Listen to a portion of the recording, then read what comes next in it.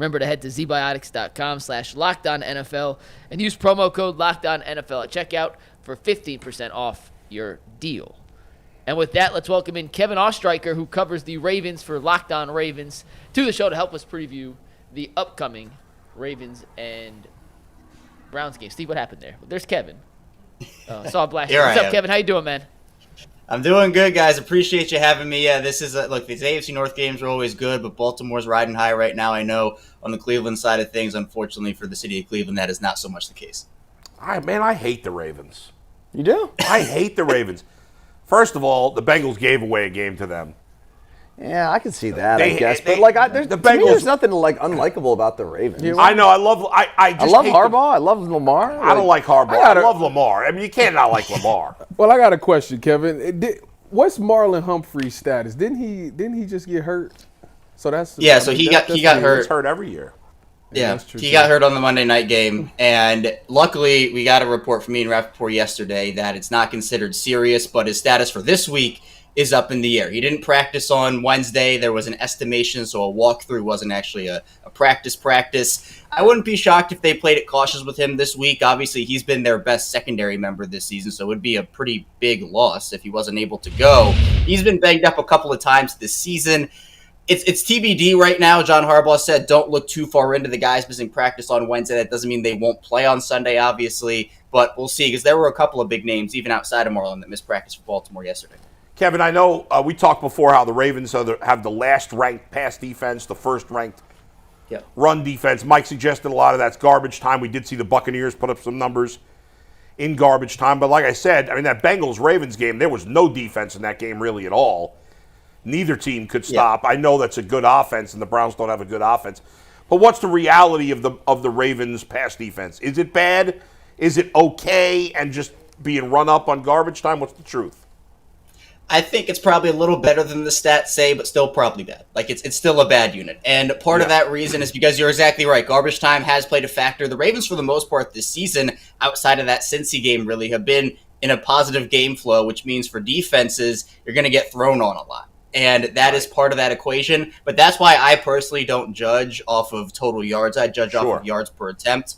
And I say, well, what are you doing in the opportunities you're getting given? And Baltimore still is a bottom 5 pass offense in yards per attempt given up. So I mentioned Marlon's playing really well, but part of it is they have a new defensive coordinator in Zach Orr after Mike McDonald left for Seattle. And Zach Orr's never called plays before. You know, he not high school, not college, not pro ball. This is his first experience calling plays. Now, he played for 3 years with the Ravens. That certainly should help, but it's been a bit of an adjustment period. And also the gauntlet that he has faced to start his defensive coordinator play calling career, guys like Patrick Mahomes, Dak Prescott, Josh Allen, Joe Burrow, etc. But again, for a Ravens team that has high expectations, you can't really afford to continue to go forth with these numbers. I mean, you have Marcus Williams, who's graded out as one of the worst, if not still the worst safety in the league right now. Brandon Stevens has played well in spots and not well in others. Nate Wiggins has had his rookie struggles. So I think for the Ravens, they have to be able, over this next month, to be able to establish something. Because even when you talk about covering tight ends, I mean, David Njoku is going to be on that field for Cleveland on Sunday. Roquan Smith has had, I'd say, a decent year, but it's definitely been a struggle compared to the Roquan Smith of old. So Baltimore's secondary has a lot of work to do. They have to work on their finishing ability. But as you mentioned, that run defense is kind of carrying the load for them right now on the defensive side of the ball. You know, Monday night they talked a lot about Derrick Henry and his body and how much he works on that and how he's sort of finding this fountain of youth. Did you guys anticipate him being this good when you acquired him? I think there was a path for me that certainly saw this like historic pace coming up, like, 2,000 yards, all this rushing yards and all that. I didn't expect it to happen so quickly, especially with the way Baltimore's offensive line looked early in the season. They were replacing 3 starters, and Baltimore's offensive line actively lost Baltimore their first 2 games. They were a big reason why. And with Derrick Henry, part of the reason why it makes Lamar and him so effective together is because they take pressure off of each other's plate, and they both have so much gravity. I mean, you had last year J.K. Dobbins and Gus Edwards, who were great for them. I mean, they didn't do anything wrong. It's just that Derrick Henry is Derrick Henry, and so when you were defending a backfield of Lamar Jackson and J.K. Dobbins or Lamar Jackson and Gus Edwards, you'd always lean towards Lamar. You'd always say, we can live with J.K. Dobbins or Gus Edwards beating us, but we know Lamar can just absolutely destroy us. With Derrick Henry, you can't lean either way or else the other one will beat you. So to me, that's what makes it so great. And with the run game working, the play action game is working, the offense is working, and Derrick Henry's addition is a huge reason why.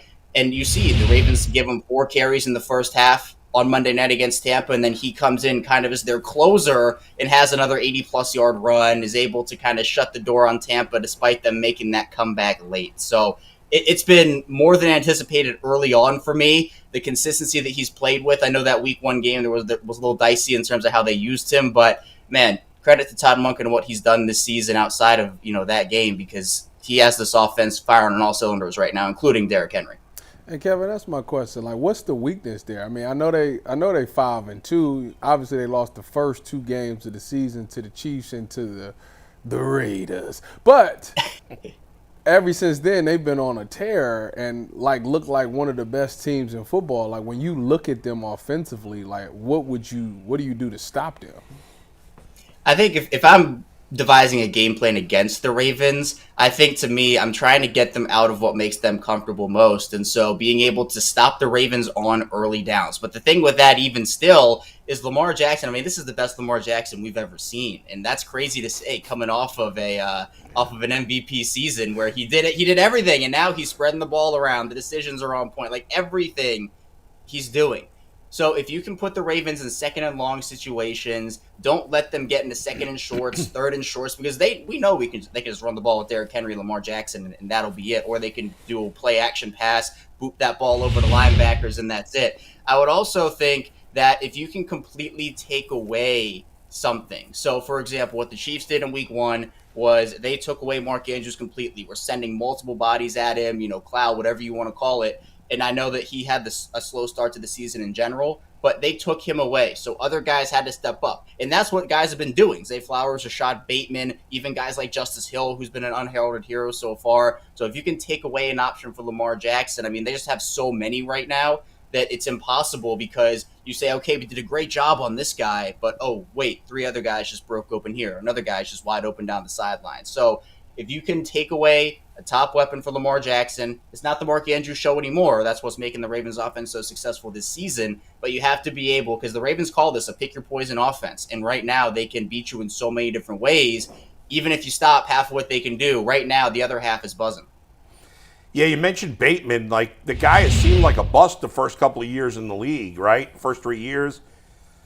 And he was a 2nd-round pick, right? Wasn't he a 2nd-round pick? He was first. Oh, it was a first-round pick. That's right. Yeah. A lot But of injuries. the last 3 games, I think he's got like 230 yards and 2 touchdowns. I don't think he's ever had more than 2 touchdowns in a season before this year. At his I believe, only his 3rd 100-yard receiving game. I think it was the most receiving yards he's ever had in a game.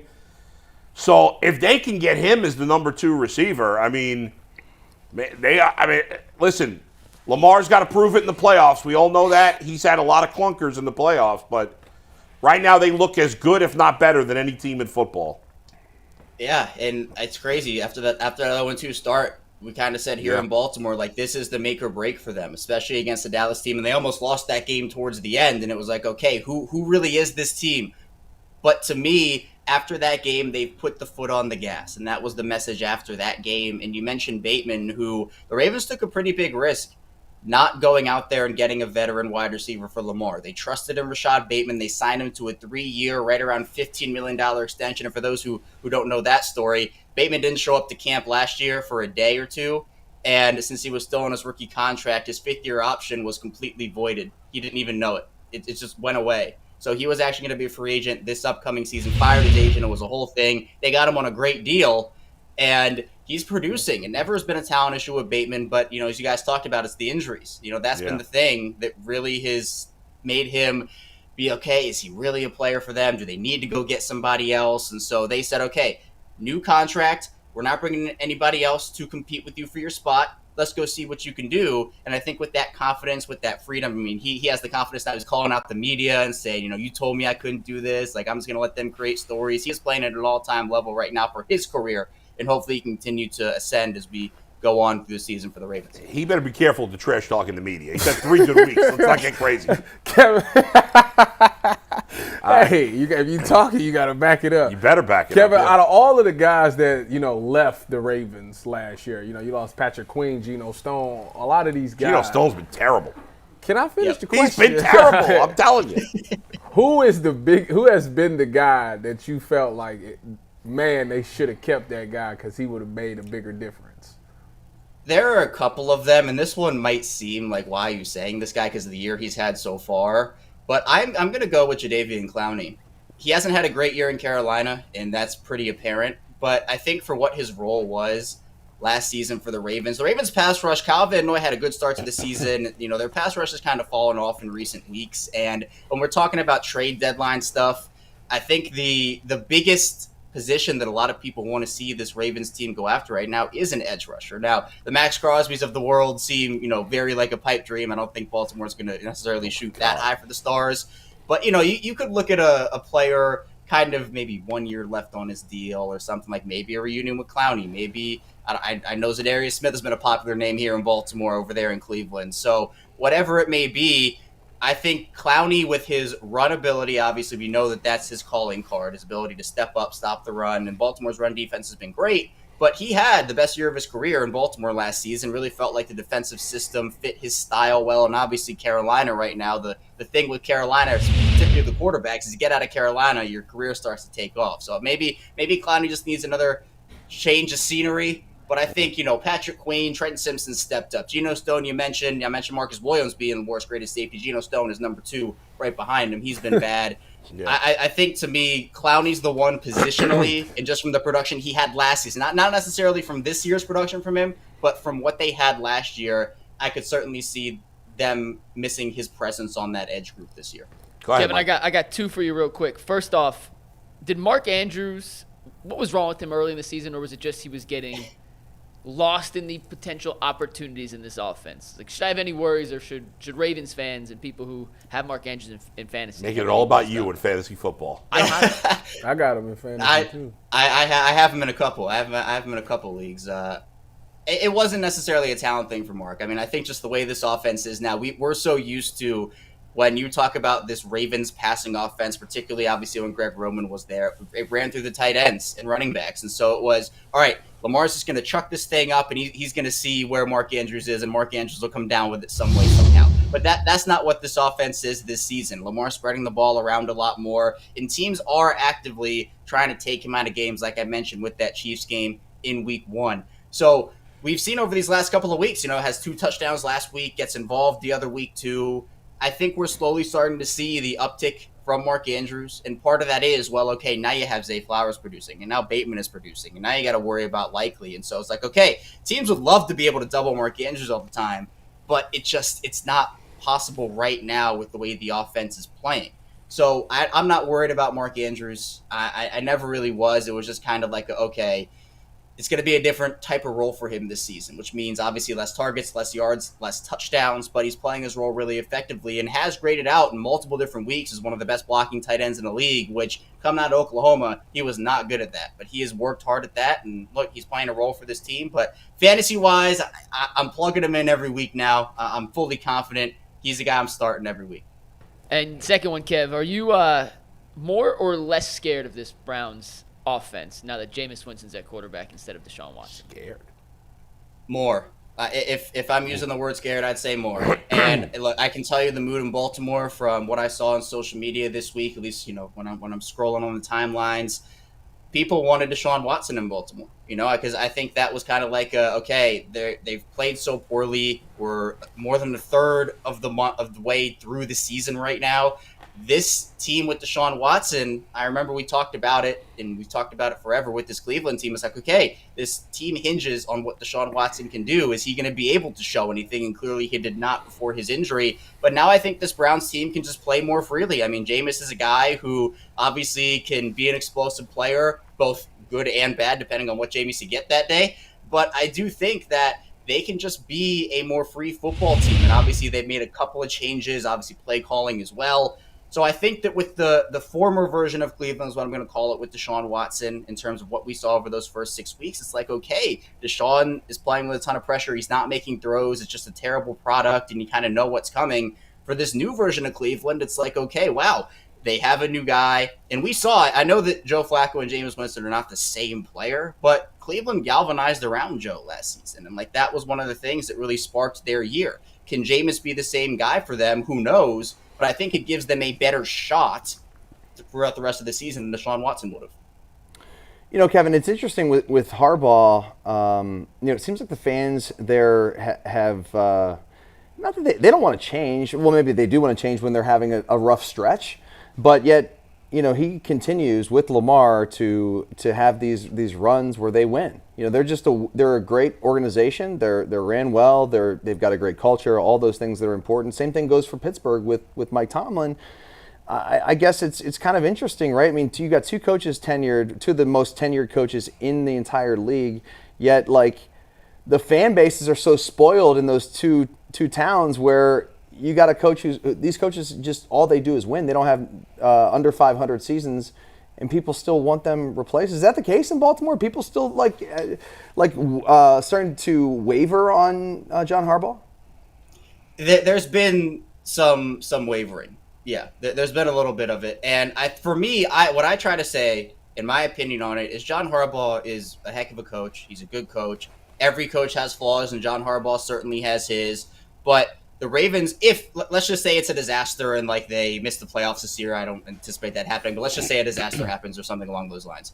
If the Ravens were to move on from John Harbaugh, there would be 20, 25 teams lining up out the door to try to get him as their head man because of his ability. And he's changed his way. Early on when he was in Baltimore, back when Ray Lewis, Ed Reed, all those guys were still on the team, he was brought on in 2008.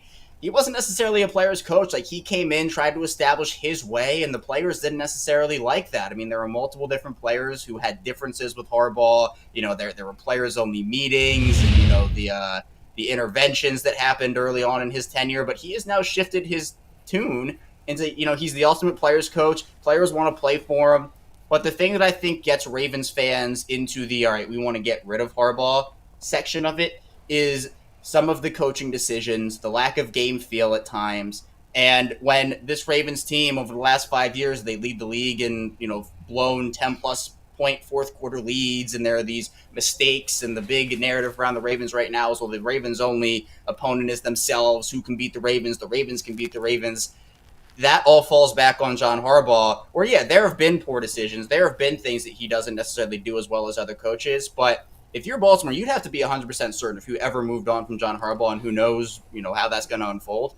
But if you ever move on from him, you have to be 100% certain you can find somebody as good, if not better than him, for the remainder of Lamar's career.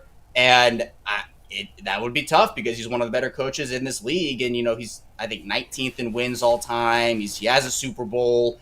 The playoff success under Lamar has been underwhelming. And obviously that falls back. Obviously Lamar gets a lot of that flack, and also Harbaugh does as well.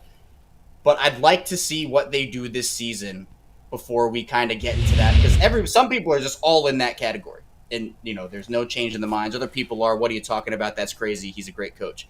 I'm in the wait and see mode because I think he's a great coach, but I want to see what they do in the playoffs this year before, we kind of get too crazy with the overreactions. Kevin, good stuff, man. We appreciate the time. Thank you for joining us. Absolutely. Appreciate you guys having me. Thanks so much.